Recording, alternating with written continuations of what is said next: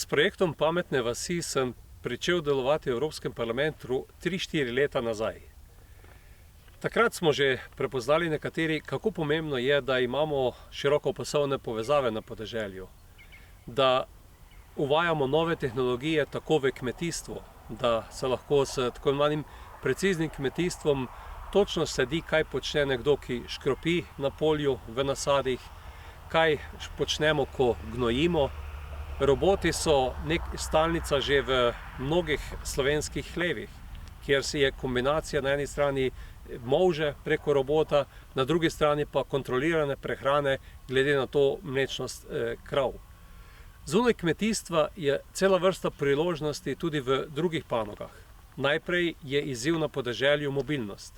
Tu ni taksijev, ni Ubra, zato je potrebno imeti določene rešitve in v Sloveniji sem na številnih omizjih, kjer sem bil v zadnjih 3 letih, velikokrat predstavljal projekt Sopotniki, ki ga je zastavil Marko Zevnik iz Brkinov, ki skrbi za to, da imajo starejši na podeželju brezplačen prevoz v mesta, trgovino, zdravniku. Covid kriza je pokazala, kako pomembno je učenje na daljavo.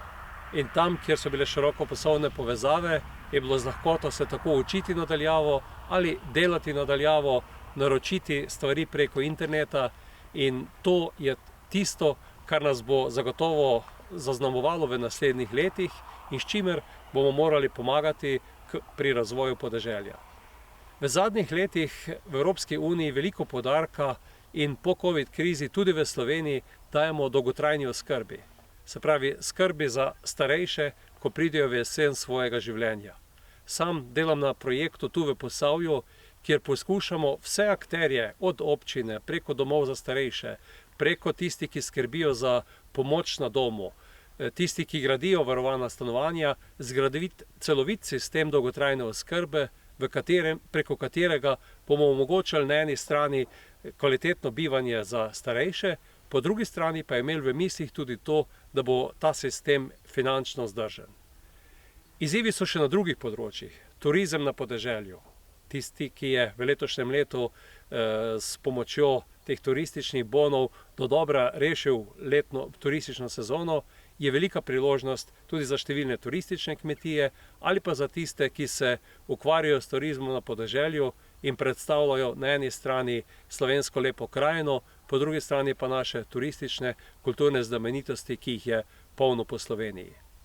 Decentralizirana energetika je nekaj, kar je trend v razvoju energetike. Vedno manj bo teh velikih centralnih objektov in ljudje postajamo tako imenovani aktivni odjemalci, kjer lahko na eni strani, na strehi proizvajamo električno energijo, ki jo porabimo v svojem gospodinjstvu, oddajamo tudi v omrežje. Na drugi strani so priložnosti v izkoriščanju lesne biomase, kjer ima Slovenija še velike priložnosti, velike možnosti, pa tudi drugi sistemi preko vetrnih elektrarn, preko teh tako imenovanih blockchain sistemov, kjer si kar naenkrat del tega energetskega sistema.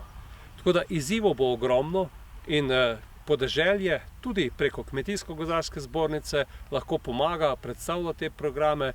Evropska unija pa v svojem projektu tako imenovanega načrta za okrevanje in tudi v naslednjem finančnem okviru ponuja cel set možnosti, preko katerih se bodo ti ukrepi tudi podprli.